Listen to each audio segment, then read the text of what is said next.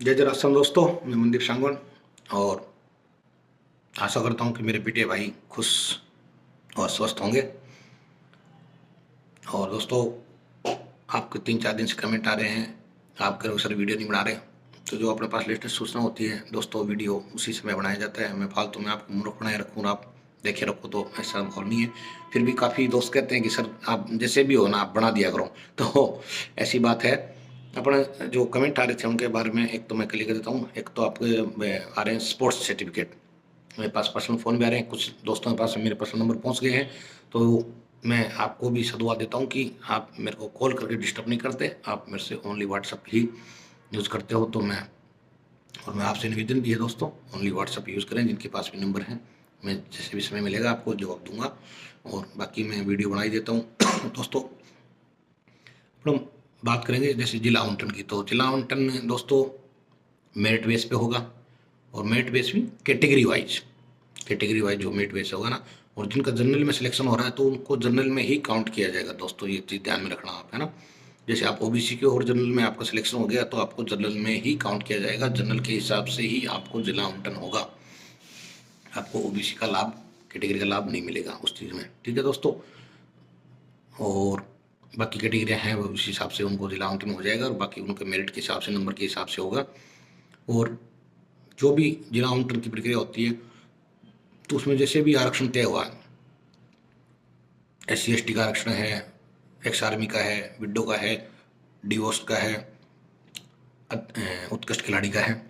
तो ये जितनी भी आपके ज़िले में सीटें हैं उनमें से इन प्रतिशत के हिसाब से, जैसे 100 सीटों मान के चलते हो तो उस हिसाब से इनकी जैसे उत्कृष्ट खिलाड़ी की 2 सीट निकाल दो, और फिर लगभग 12 सीटें एक्स आर्मी की निकाल दो। तो इस हिसाब से इनकी सीटें सिलेक्ट होंगी, जैसे आरक्षण है उस हिसाब से। और कैटेगरी वाइज वो कौन सी कैटेगरी है, ओबीसी का है, जनरल का है, तो कैटेगरी वाइज ऐसे ही उसकी वैरायटी बनेगी। और ज़्यादा इसमें जो आदत नहीं होएगी, बस एक सॉफ्टवेयर है, क्लिक लगेगा, फिल्टर हो जाएगा, मामला सेट है। इस हिसाब से आवंटन हो जाएगा। तो आवंटन में ज़्यादा समय नहीं लगता दोस्तों, 2-3 दिन की ही प्रक्रिया होती है। बाकी जो पहले की प्रक्रिया में समय लगेगा वो तो लगेगा दोस्तों। अब अपनी बात आती है भाई, जिला आवंटन हो गया आपको। जिला आवंटन होने के बाद में, अच्छा, एक बीच में क्वेश्चन था कि सीट कितनी खाली दिखाई, जिला आवंटन होगा जैसे आपको, तो उस संबंधित जिले में सीटें, तो संबंधित जिले में सीटें इतनी ही खाली है जितनी आपकी भर्ती है, 40-45 सीटें ऊपर हैं। तो टोटल सीटें आपके लिए खुलेंगी, और आपको जो भी पसंद है, आपको मेरी शुभकामनाएं कि वो पसंद आपको जगह मिले। उसके बाद दोस्तों, जैसे ही काउंसलिंग में आपको बुलाया जाएगा तो काउंसलिंग में भी यही प्रक्रिया होगी। काउंसलिंग में भी ये प्रक्रिया होनी है। कोई कैटेगरी वाइज वैरायटी मिलेगी, विकलांग को पहले, विडो को उसके बाद, फिर तलाकशुदा है, फिर एकल महिला है, और फिर उसके बाद में सामान्य महिला है, और फिर उसके बाद में सामान्य पुरुष, चाहे उसकी पूरे राजस्थान में फर्स्ट रैंक हो, उसको इस प्रक्रिया से गुजरना ही पड़ेगा दोस्तों। तो ये चीज़ जहाँ तक मैं समझता हूँ क्लियर होगी। उसके बाद भी अगर कोई क्यूरी रहती है तो फिर कमेंट कर देना। और स्कूल आवंटन की प्राथमिकता मैंने बता दी है। अच्छा, आपको जब स्कूल आवंटन हो जाए या आप काउंसलिंग में जाओ तो आपको ओरिजिनल डॉक्यूमेंट लेके जाना है दोस्तों।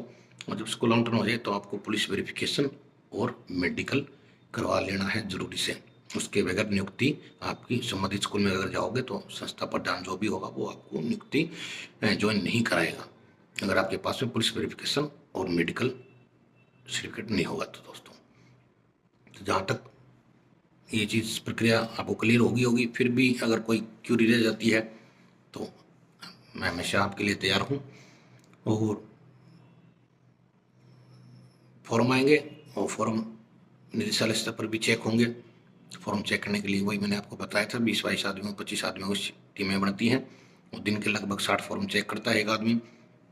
तो इस हिसाब से वो प्रक्रिया रहती है। तो उसमें देख लो, आप गुणा भाग कर लो, जितना समय लगेगा वो लगेगा दोस्तों, इसमें अपन कुछ नहीं कर सकते। और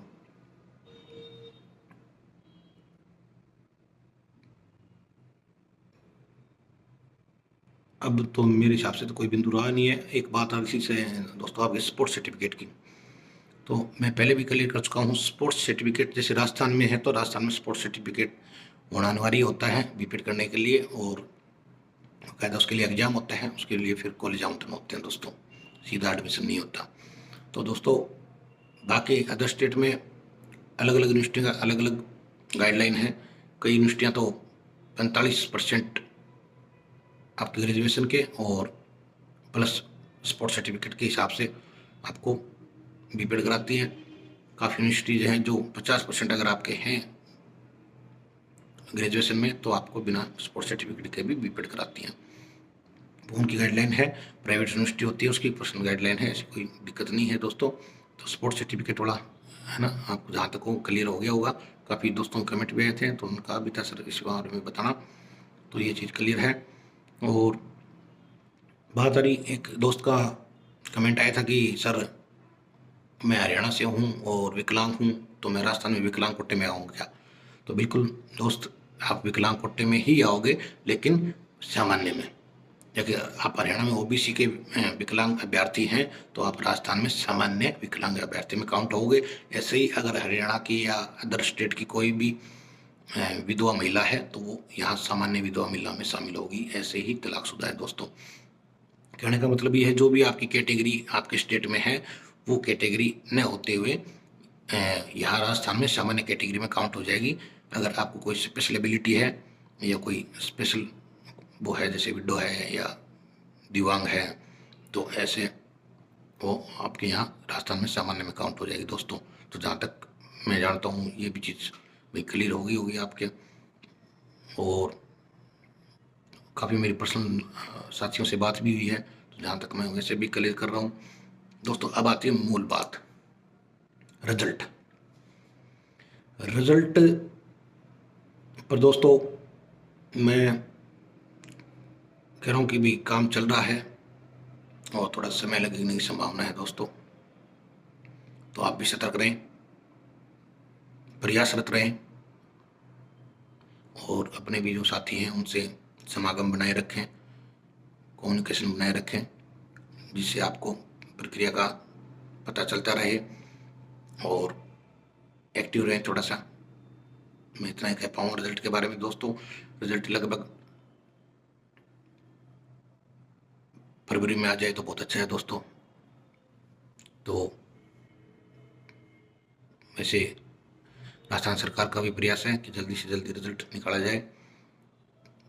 और दोस्तों आप भी अपनी तरफ से है ना इसमें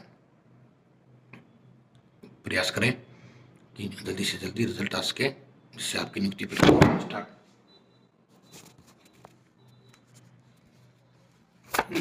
स्टार्ट हो सके।